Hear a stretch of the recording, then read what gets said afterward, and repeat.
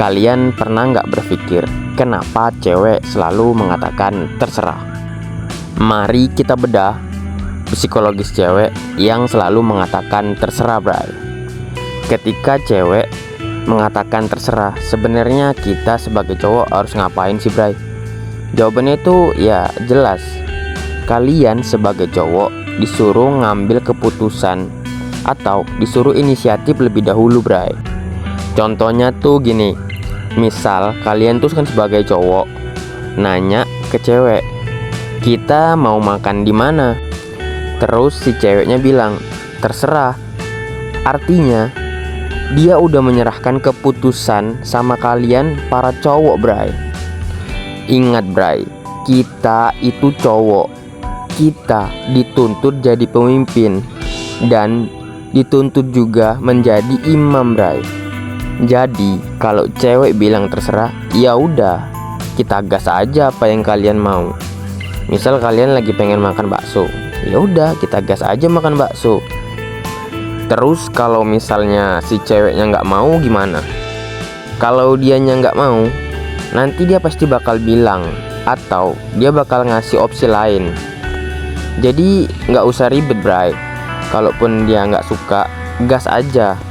Itu bakal membuat dia menghargai kita sebagai cowok. Dia akan berpikir berarti cowok ini nggak bisa dimanfaatin. Dengerin baik-baik ya.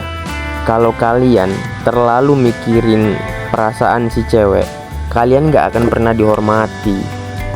Mungkin kalian bisa dapatkan dia sebagai pacar, tapi enggak untuk kalian dihormati.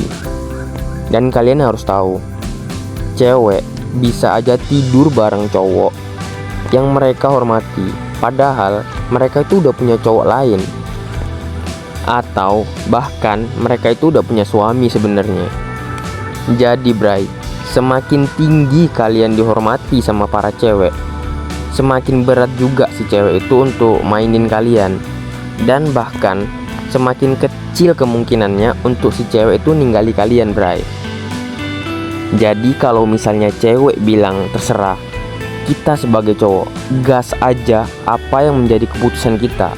Kita pengen A, ya kita lakukan aja A. Kita pengen B, kita lakukan aja B. Kita pengen C, kita lakukan aja C. Gak usah banyak terlalu mikir. Dan ingat, semakin tinggi rasa hormat si cewek sama kalian, semakin mengiyakan keputusan kalian. Artinya kayak ketika kalian bilang A, dia bakalan oke, ikut-ikut aja. Kayak gitu, bray. Jadi tinggikan rasa hormat kalian sebagai cowok supaya dihargai sama cewek. Supaya cewek itu ketika bilang terserah, kalian ngambil keputusan, dia bakal terima-terima aja. Nah, saya akan kasih tahu cara gimana jadi cowok yang dihormati sama para cewek, bray. Dan trik ini tuh bener-bener bermanfaat banget, bener-bener efektif banget kalau kalian lakukannya secara natural, bray. Percaya sama kata-kata saya. Yang pertama itu sedikit egois, tapi bukan kasar. Maksudnya kayak gimana tuh? Ya intinya kembali ke poin yang tadi. Artinya kita ambil aja keputusan kita. Kita mau melakukan hal A, kita gas aja.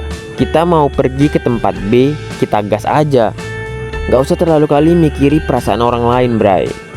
Karena orang lain belum tentu juga memikirkan perasaan kita, bray.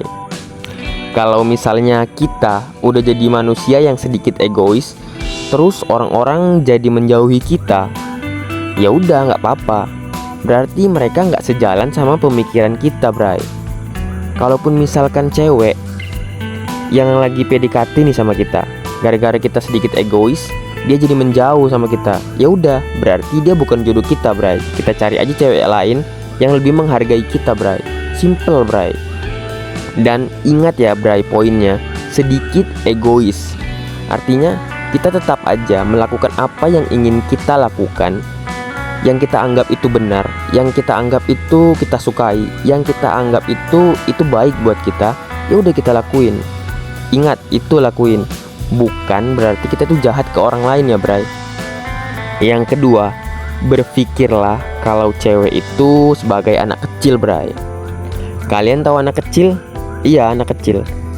Anak kecil tuh kalau melakukan sesuatu, kalau lagi main sesuatu, ya udah kita anggap aja namanya aja anak-anak gitu kan. Namanya mereka lagi masa bermain. Kayak gitu juga kalau kita memperlakukan cewek, Bray.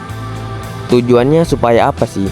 Tujuannya itu supaya kita tuh jadi nggak takut sama cewek, nggak takut buat negur dia kalau salah. Namanya anak-anak. Anak-anak misalnya lagi main pisau, pasti kita tegur dong. Kita bilang, jangan main pisau, nanti kena tangan. Kayak gitu.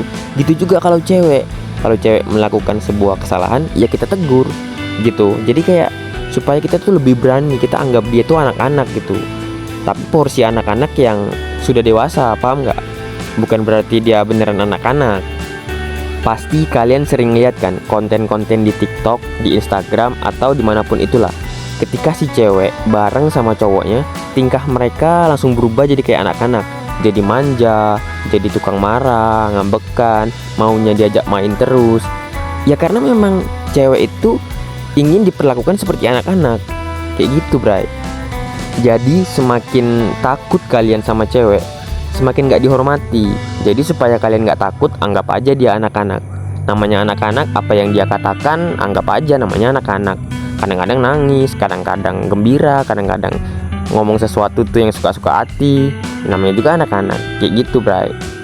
Nah, yang ketiga, jadilah orang yang punya status bagus di masyarakat.